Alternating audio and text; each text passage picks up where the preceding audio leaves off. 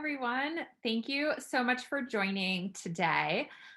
This is the official March kickoff of our ongoing Engaging Men series at It's On Us this spring semester. Just as a flag, if folks can mute themselves and turn off their videos, that would be really appreciative. So that way all of the panelists are able to stay pinned throughout this course of this conversation. And so that way we don't have other distractions. That would be really helpful. Great. So to get things started, I'm Tracey Vitchers. I am the executive director here of It's On Us. For those of you who might be new to It's On Us, our mission here is to build a movement to combat campus sexual assault by engaging all students with a focus on young men and activating the largest student organizing program of its kind in grassroots awareness and prevention education programs. Just as a disclaimer, this call is being recorded. And if at any point you need to leave or take a break, you can do so. We have also disabled the chat publicly, but feel free to message any of the It's On Us hosts or the panelists throughout if a question comes up, and if there is time at the end to answer them. We also want to remind the audience that opinions represented here are those of the individuals and not the official opinions of any of the branches of the armed forces. Their comments in no way reflect the official position of the Department of Defense. And just before we start to dive into the conversation, I do just want to say, which is something that we say at the top of every call, which is that this is a conversation about sexual violence. So for the panelists, if you don't have to share anything that you don't feel comfortable sharing, and if you are going to share a story that includes an incident of sexual violence, please make sure to give a trigger warning for anyone in the audience.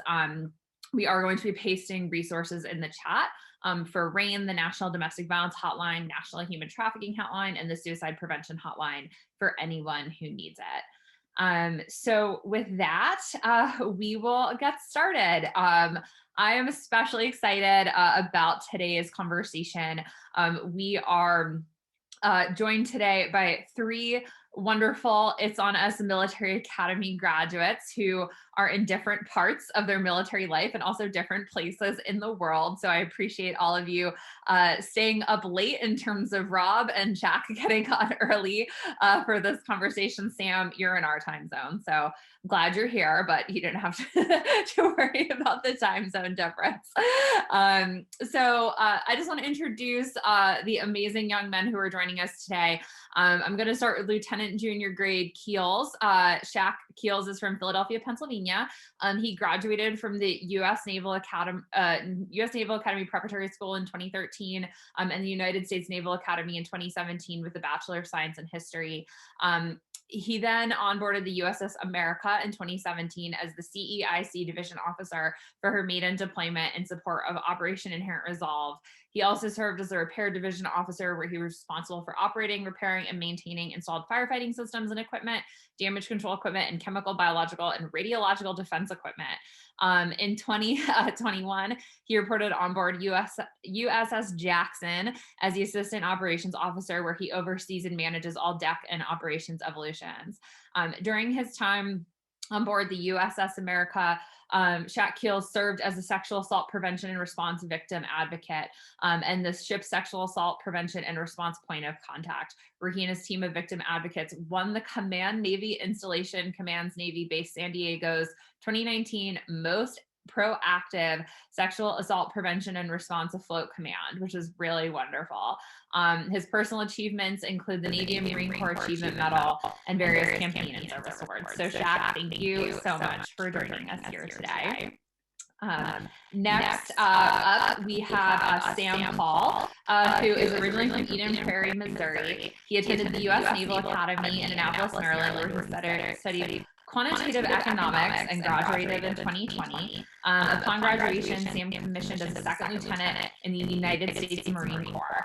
While Sam was with the Naval Academy, he was the president of the Naval Academy's It's On Us student organization and was also a regional advisor to our military service academies for It's On Us. Sam is currently at the basic school in Quantico, Virginia, and will continue on further training to be an intelligence officer in the Marine Corps. And last but certainly not least, we have Rob Moser. Rob is originally from Greenville, South Carolina, and graduated from the U.S. Military Academy at West Point in 2018, where he served as the executive officer for the Cadets Against Sexual Harassment and Assault program. He currently serves the 2nd Cavalry Regiment in Rose Barracks, Germany. So, as I said, these young men are joining us from all over the world today, and I'm so grateful to have you all here.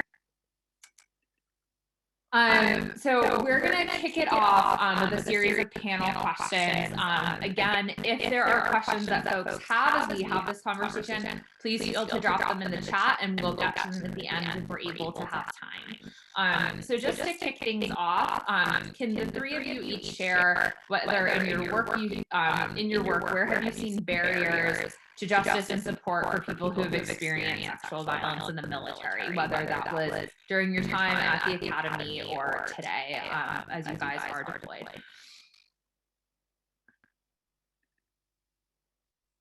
Yeah, Tracey, thanks for the question, and thank you obviously for allowing us all to be here. Very honored.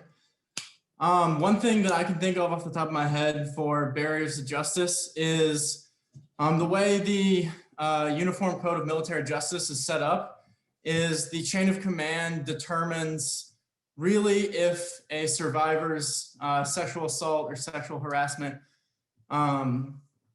report is investigated and to what extent that is investigated. And so you can imagine that a lot of bias might play into that and a lot of favoritism as well if you know either the victim or the subject. Like for example, in my unit, there was one individual and she basically filed a sexual harassment complaint.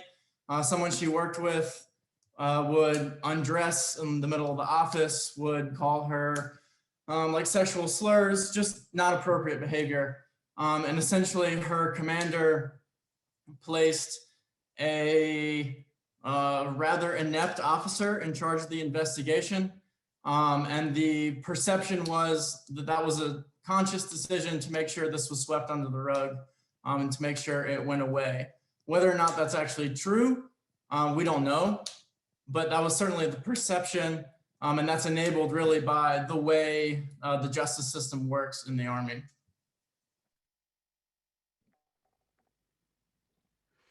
And I'll add on that. Can everyone hear me? Yeah, okay, I'm muted. For me, I would say the barriers that I really saw in my time as a midshipman and kind of as my time out in the fleet. When it comes to, I would say you have there's a kind of a personal barriers, you have organizational barriers. And as far as some of the ones that Rob mentioned for the organizational barriers hold true, but there are also those when there are survivors or victims of sexual assault. You know, sometimes they're thinking more about for some reason, more about the person who sexually assaulted them. So when it comes to careers, they're worried about how that could impact their career, whether that goes on a fit rep or an eval. And then when it comes to different collateral duties and how that holds, but also for the social barrier or the personal barriers, is just they don't feel like they can be trusted.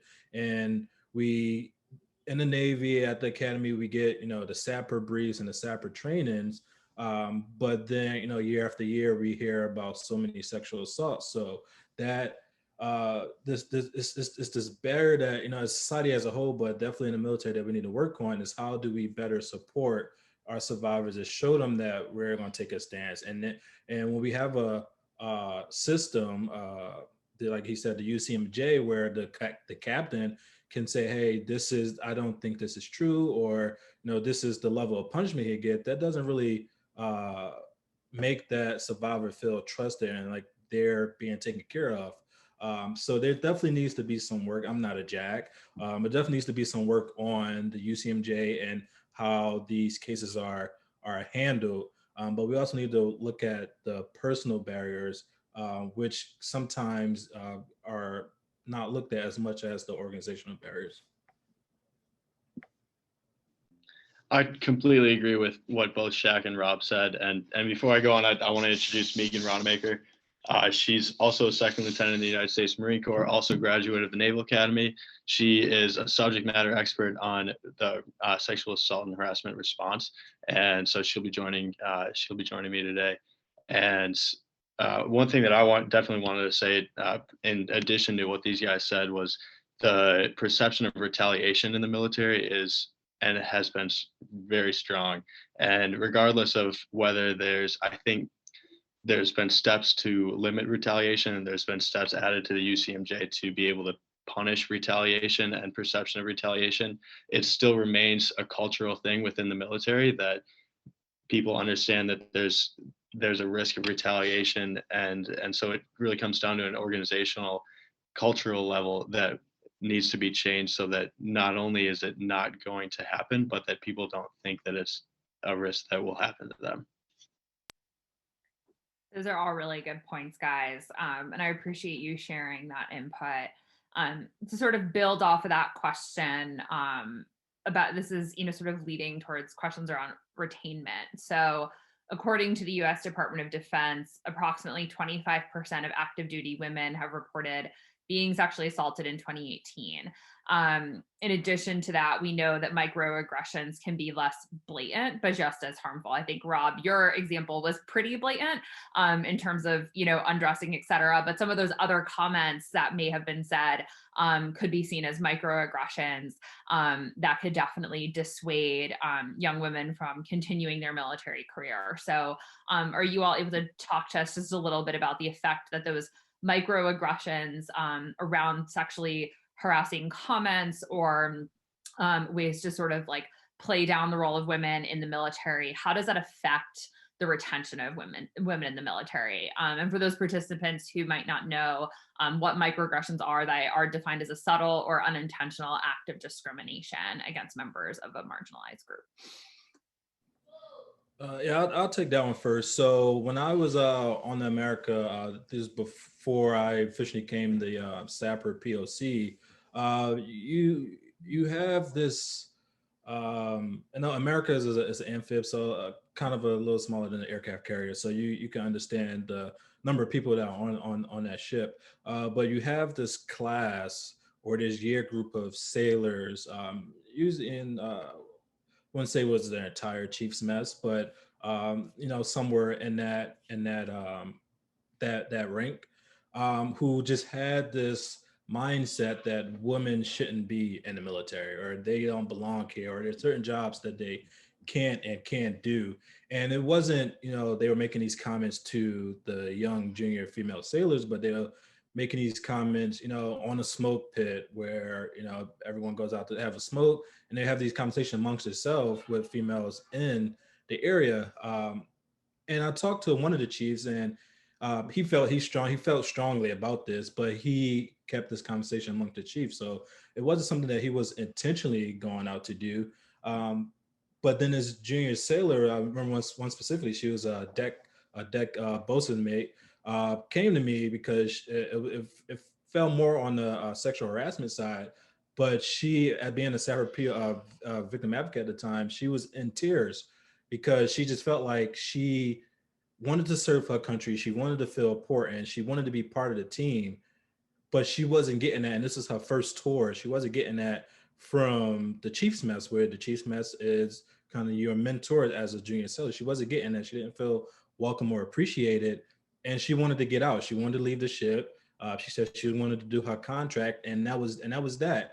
And I sat and talked to the triad, the captain, XO, and CMC about this because I didn't feel right to me. Like everyone should be in the military, no matter their sex, no matter their orientation, no matter race, their creed. They should feel welcome. So when you have higher ranking sailors who've been in the military for 15 plus years, they're not really making helping us at Rob and Sam, having a role as a victim advocate or someone who works in the sexual assault arena.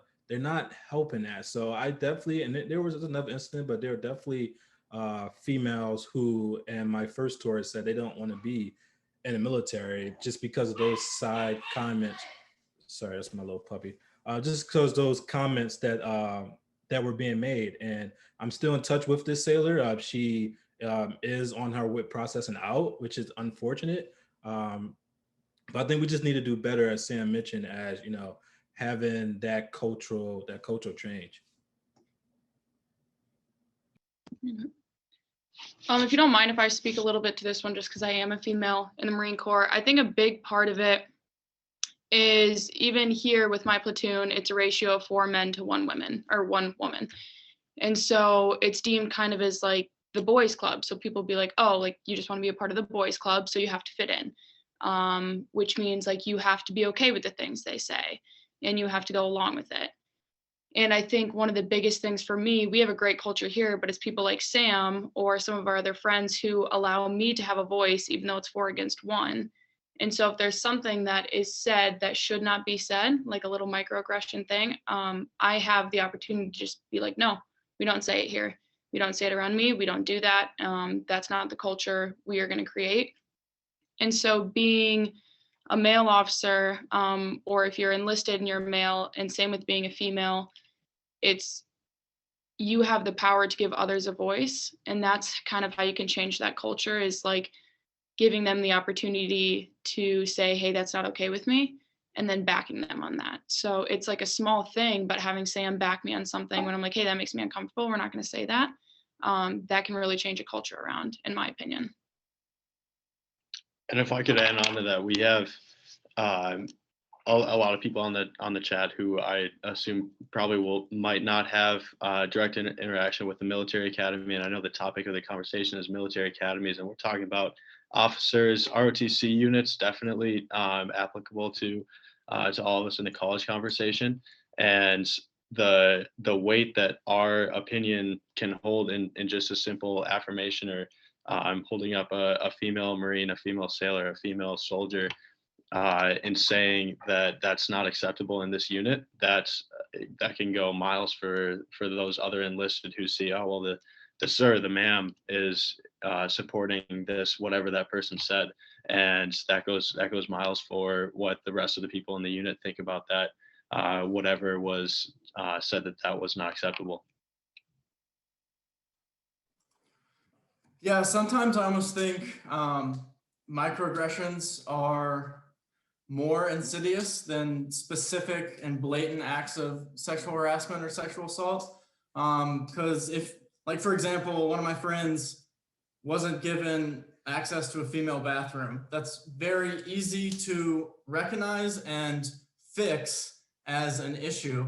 But what's much harder is those tiny little day-to-day interactions, which make someone pause. Is like, was that, I don't know, should I bring that up? Should I start this entire investigation? I'm not sure.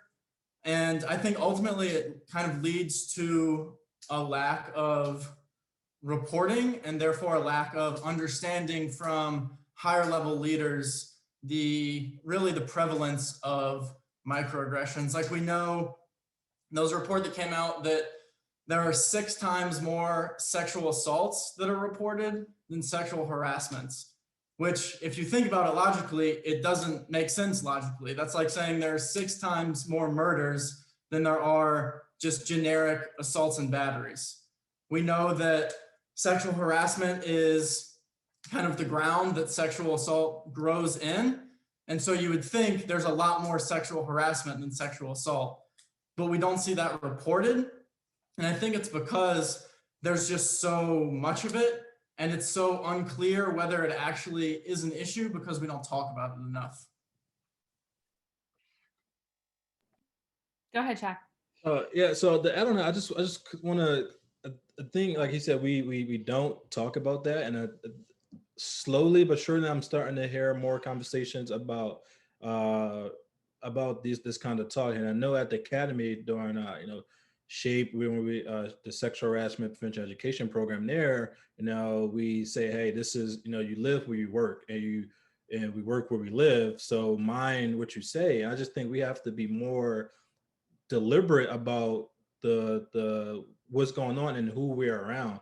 The whole locker room talk that has there's no locker room talk. You shouldn't like that. Doesn't There's no such thing. You shouldn't be talking about that in the locker room or out the locker room. So I think we just need to be conscious of who we're around, no matter if you think it will hurt them or not. But just you have to be deliberate about how we have these conversations, and words do have feelings to them, because no matter who you're around, they can take it a different way. So I know our last captain was world. He wanted, the wardroom to really, push this out to the deck place about he and how we interacted.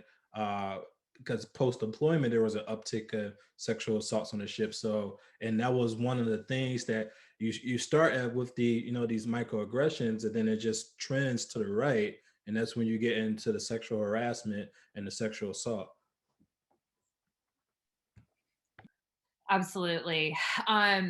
Something, pre-COVID, I had the opportunity to visit both the Naval Academy and West Point during my time as It's On Us executive director. And I mean, Rob and Sam, you both were my tour guides and hosts during those visits. So thank you both for that.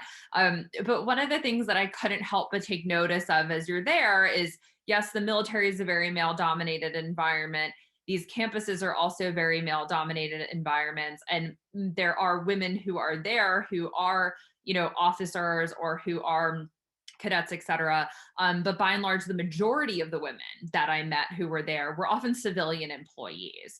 And so I wonder so when you have this very heavy male dominated culture of people who are ranked and who are superior to you, et cetera, how do you think that affects issues of mentorship of women in the military? And how does that also then affect issues of sexual harassment, sexual violence, if you don't have high ranking female officers who are present and who are able to drive some of these conversations and help the other young women who are part of these who are part of the academies feel like they have a voice, feel like they have a place in this conversation?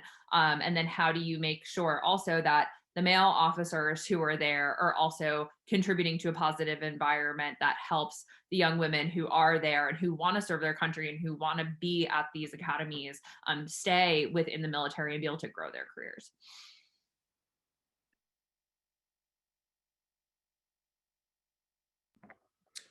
So I'll take that one. So as far as the military, the women or females that we have in officers, so the command I'm at is the first female C command officer that I had. But I know at the academy you have company officers and battalion officers, and some were male and some were not.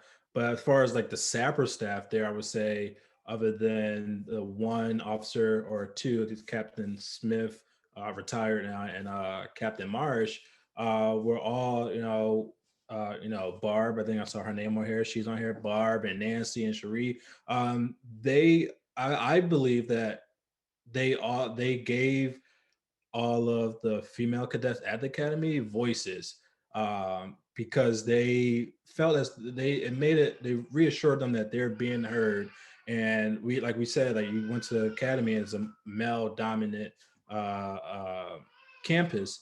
But then when you come out in the fleet, I think as far as when it comes to leadership, like the America and the Jackson, what I'm on now, all of the sapper VAs are females, and there's only myself and another male that are VAs. And I think one having, when we have males on there, it shows the males, the other males that aren't on the sapper team or in the command, that this is a serious situation, and it kind of reinforces that buy-in for the male crews. But I like, this is my first female CL, so I can't speak, but I do think that we do need more officers or chiefs, and they're same rates in the Navy or the Marine Corps and the Army and Coast Guard. I think we need more of them to have that presence, because they I'm not a female, and maybe Megan can talk to it. If I'm thinking from a female, I probably wouldn't be as comfortable going to a male about these situations, which is why you see more females in the sapper umbrella, and in my experience. So I do think there needs to be a push, and we need to elevate the importance of this and have those commanding officers, executive officers, command master chiefs, senior enlisted leaders, so they can really grasp that buy-in and that focus when we try to involve women. Yeah, and Tracey, you mentioned specifically mentorship, and I think it's really important that we acknowledge really how vital that is to a successful military career. How you get ahead in the military is you have mentors who lead you and guide you, and at some points they just make a call to one of their friends and they're like, hey, hire this person because they're really good. And as you see, most of the senior military leaders in the Army are men. And I think sometimes it's very easy for men in mentorship positions to kind of balk at the opportunity to mentor women. Whether it's the idea that going to a meal with a lower ranking woman would be scandalous, or they can't have a private conversation with the door closed because what would soldiers think if I was in the office alone with a woman? And I really urge any really higher ranking male military leaders that are listening now or listening in the future to really consider who would benefit the most from mentorship and who probably lacks a mentor. And I think specifically male mentorship of successful aspiring women in the Army is something that we should all be better at. Yeah, I completely agree. And there was actually a stat that the Marine Commandant Berger threw out to us yesterday, that there are more females in the rank of captain, so 03, same as Shaq, I believe, and there's more females in that rank alone in the Marine Corps than in all of the ranks above that combined. And I think that gets into that mentorship issue, where a lot of times jobs are given because of that mentorship piece, and people develop because of that mentorship piece, and it's not really prevalent enough. And then I guess almost reversing that, similar to what Shaq was saying with all of our VAs and people who advocate for sexual assault or advocate against sexual assault and harassment in the military are oftentimes females, and a lot of times it can be very beneficial to add males to that team, because it also shows that it's not just something that happens to females, and the military also is struggling with not just rates of sexual violence against women, but against men as well. And adding men to that team fosters that as well, to show that this is a full military. This is not just one gender. And even with male on female, it stems from the root is the male.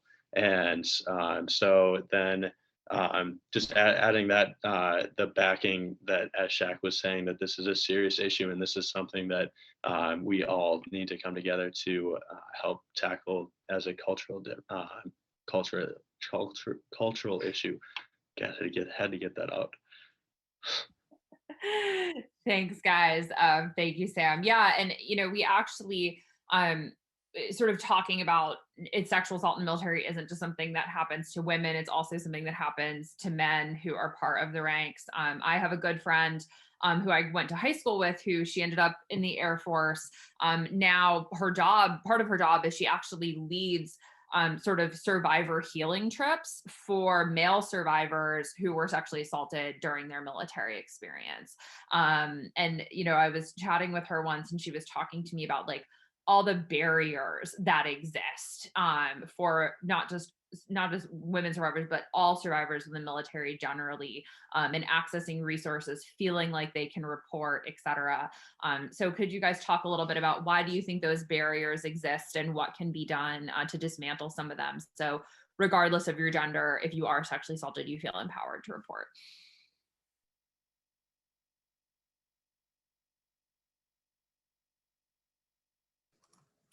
I think just like we talked about the microaggressions, just knowing that you exist in a culture which would support you, and that wouldn't belittle your experience in any way. And then also just hearing about examples of the process done correctly and examples of survivors that have been supported by their chain of command, have been supported by the Army. A lot of times the feedback that soldiers get is very negative, very pessimistic. You hear about, oh, the process screwed me over. It didn't work out the way that I wanted. I feel like the Army is no longer a place that cares about me. And really, there needs to be a conversation about the situations that have worked out and justice has been served in order to create a climate that shows that justice can be achieved.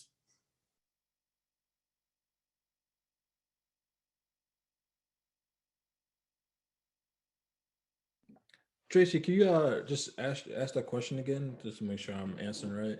Yeah, absolutely. What barriers do you think exist for male survivors who have experienced sexual assault, whether it's in the military academy or while they're serving, from coming forward? And what can be done about that? And how can we dismantle some of those barriers?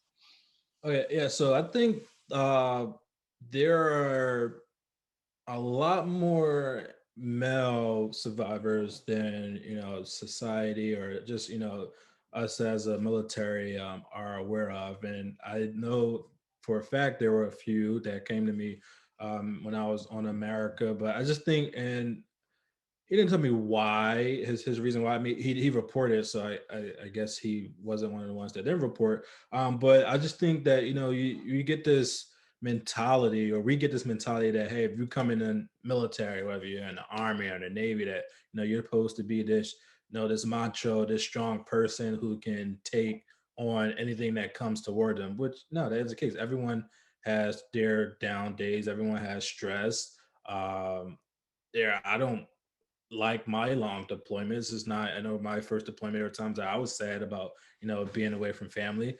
Everyone is strong in their own way. So when you have that one, that at first we have that, that perception that, that's being portrayed, that you should take on anything, and then you become a victim of sexual assault. And then male survivors are afraid to go forward because then it seems like they're less of a man, which isn't the case. If anyone is a victim of assault and they come forward, that takes a lot of courage to tell their story and what happened to them, whether they're making a restricted report and just talking to their VA or their SARC for Navy terms, or whether they're doing unrestricted and doing a whole investigation with NCIS, and it leads and goes into a trial. That takes a lot of strength and courage. So this one, it's a pet peeve that really annoys me, is that when people try to downplay males, survivors, oh, that doesn't happen to them, or oh, if he didn't want that to happen, he wouldn't have let it happen.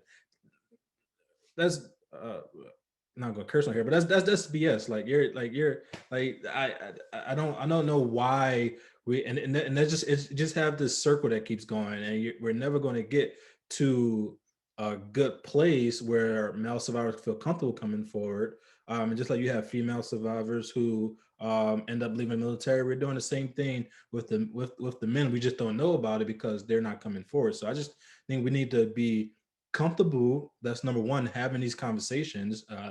No one really likes talking about sexual assault because it's something that shouldn't be happening in our military or outside our military, but we need to be comfortable having these conversations, sit down one-on-one or in a group, and think about the ways ahead of how we can be better supported. But when you shut down someone, I mean, you're not really helping the situation.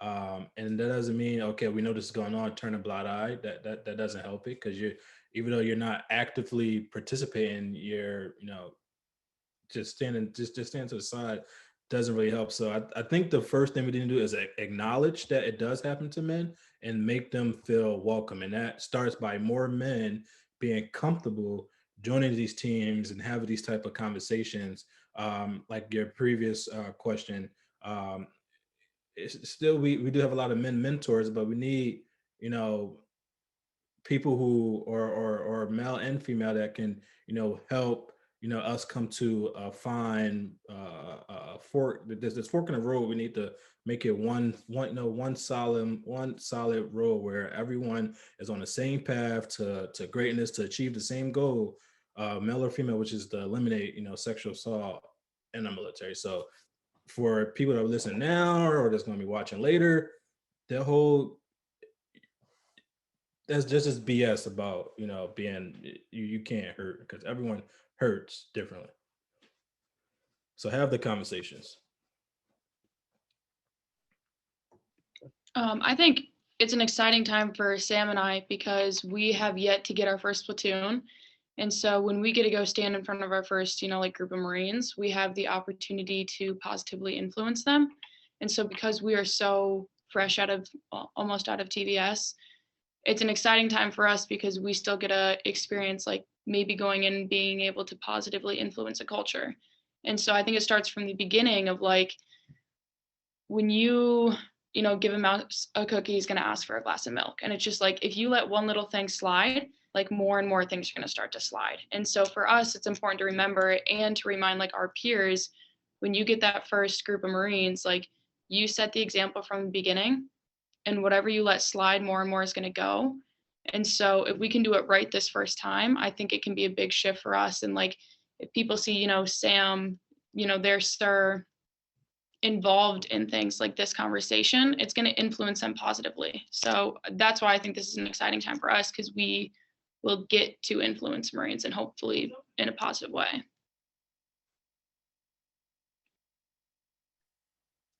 That's great. And speaking of influence, that actually transitions well to my next question is, you know, we recognize that there is a very clear hierarchical structure and set of rules that exist within the military, as well as those sort of unspoken rules, right, that exist around respecting your chain of command.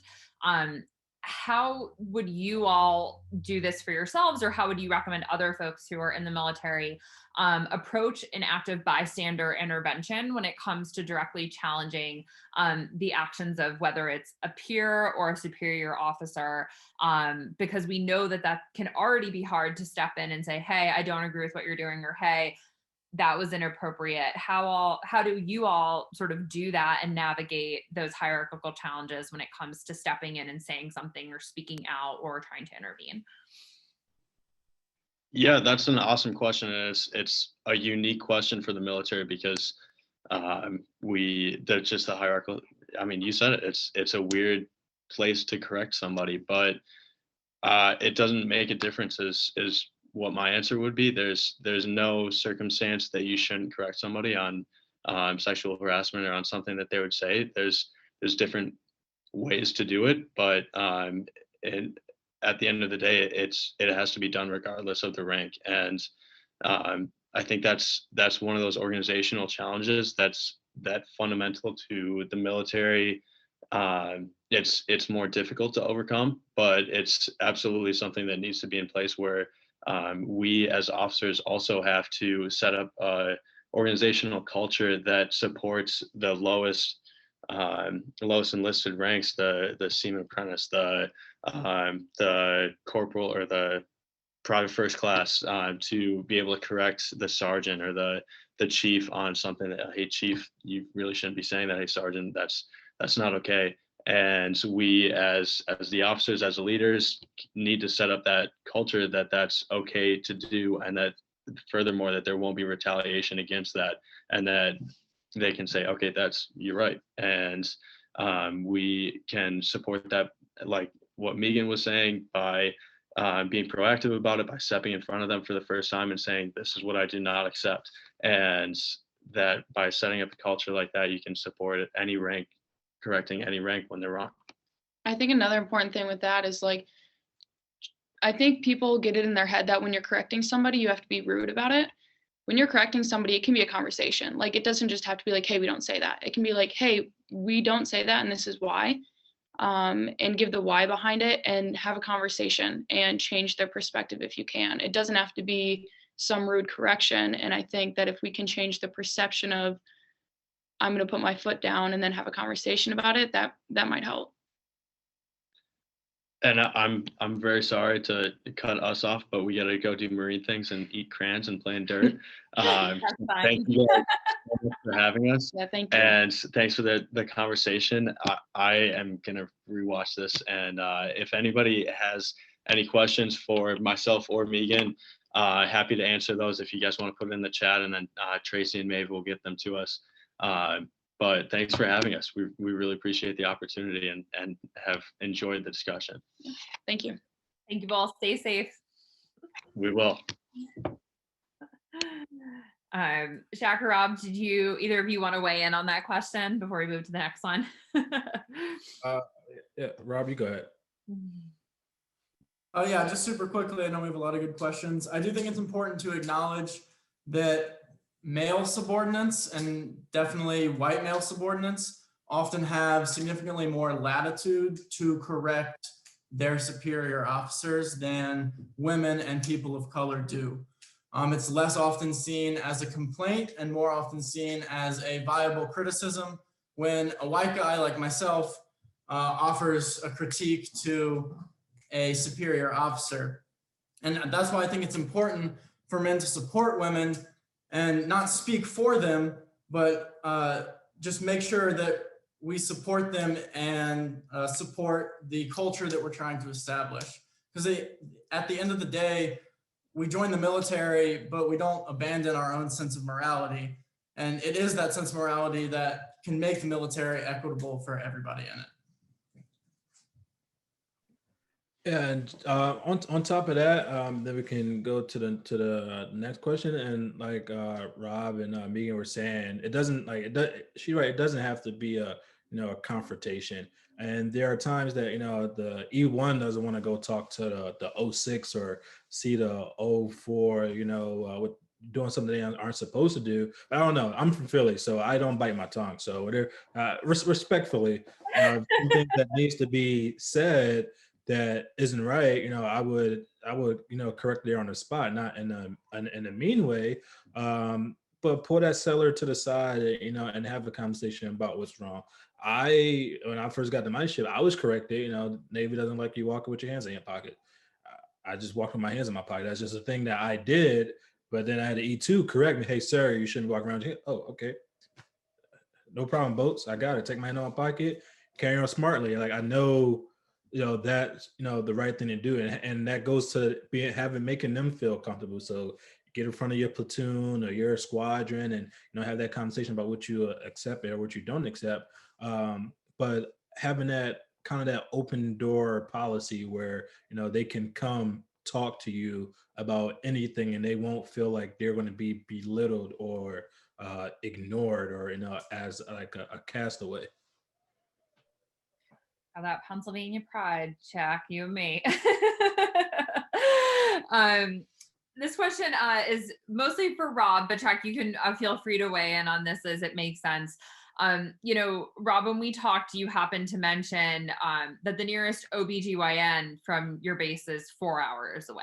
And I can imagine that, you're in Germany, there are other folks who are deployed in even more remote locations of the world. And that sometimes these services aren't necessarily provided at the base where you are being located. And it can be really difficult to sometimes access reproductive healthcare or sexual healthcare or different kinds of information that you might need.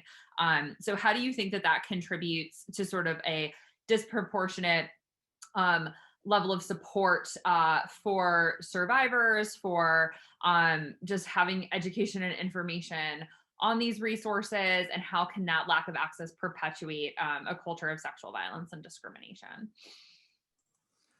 Yeah, great question, Tracey. This could be like the entire hour, just this one question, so I'll try to keep it short.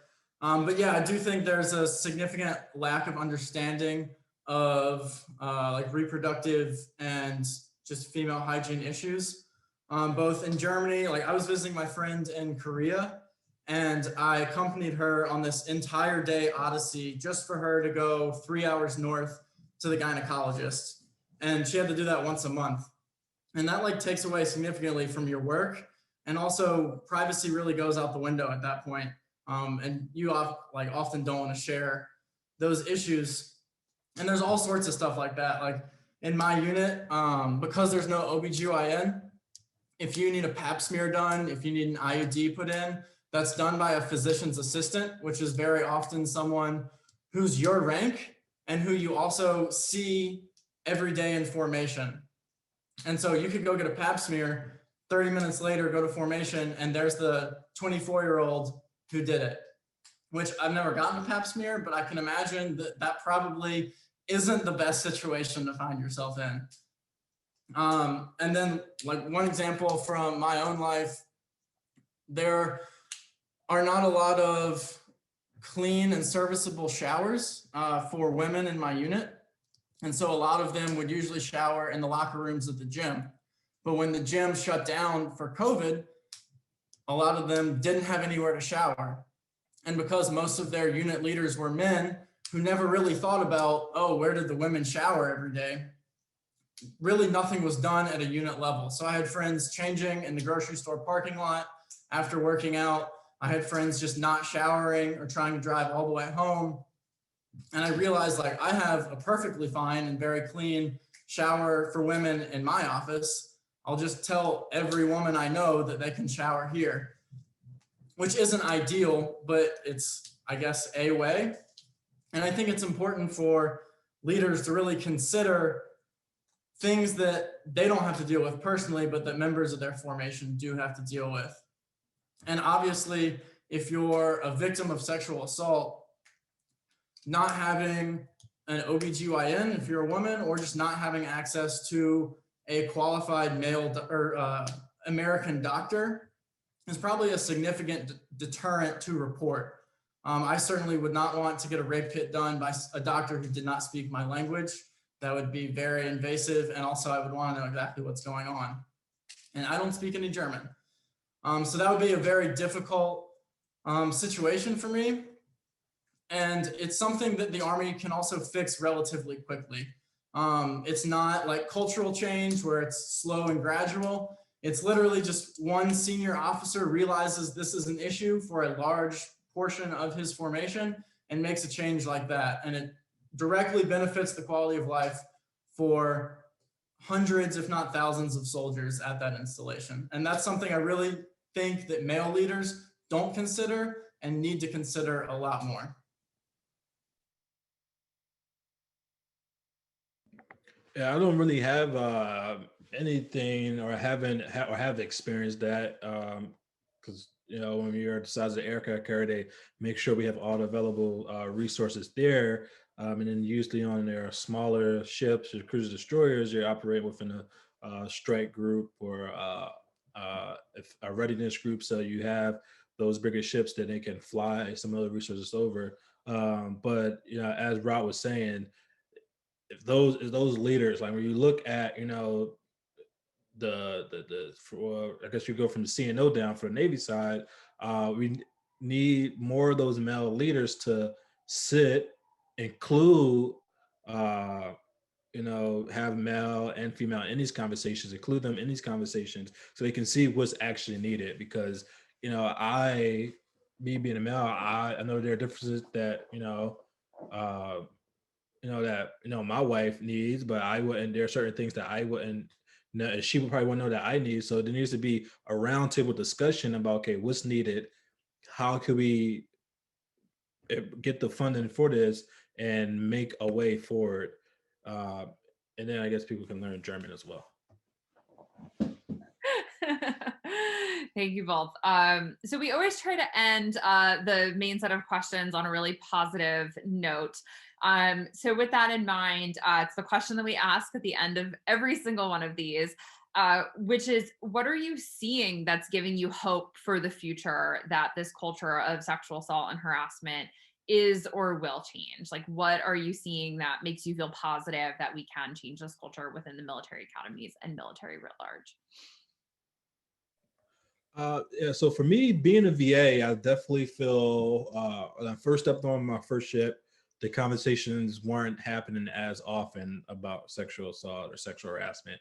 I mean, as I progressed through there and then where I'm at now, and everyone knows that I'm in VA, and this is a serious topic for me. So I'm definitely feeling more conversations happening, more questions coming up.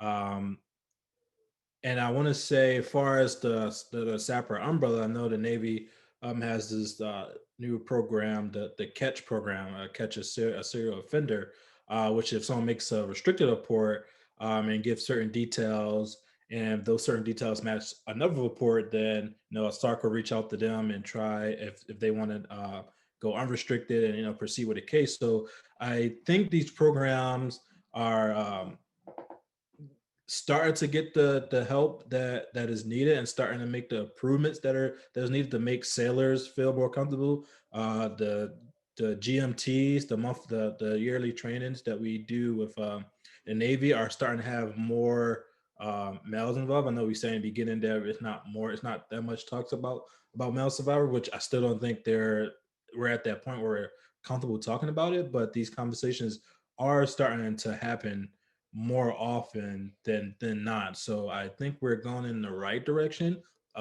slower than I than I want. But that's on Rob and myself or anyone else that's watching that's in the military to have these conversations, be comfortable. And I feel like we're starting to get into the generation of people, especially this younger generation, and I'm not that old myself, but this younger generation, they want to talk. It's just how we talk about it and how we make their voices be heard. Yeah, one way I think we can definitely improve the culture, Tracey, is I think the military has to start involving men more. At least in the Army, we love to gather all the women in a unit into one room and write down a list of all of the things that they deal with. And then like one commander listens to that and it's like, oh yeah, that's wrong. And then no one else in the formation really knows. And that's no longer sufficient. The women know that sexism exists, and the people that sit on those panels know that sexism exists. We have to urge commanders to have frank conversations with the men in their formations rather than just having more like female forums. And the men in formations in the Army, in the Navy, need to understand that we don't have OBGYNs on post and how that affects women. We need to know that women don't have places to shower, and soldiers need to understand the effects of their harassment, right? Leaders need to understand the byproducts of well-intentioned but ill-informed behaviors.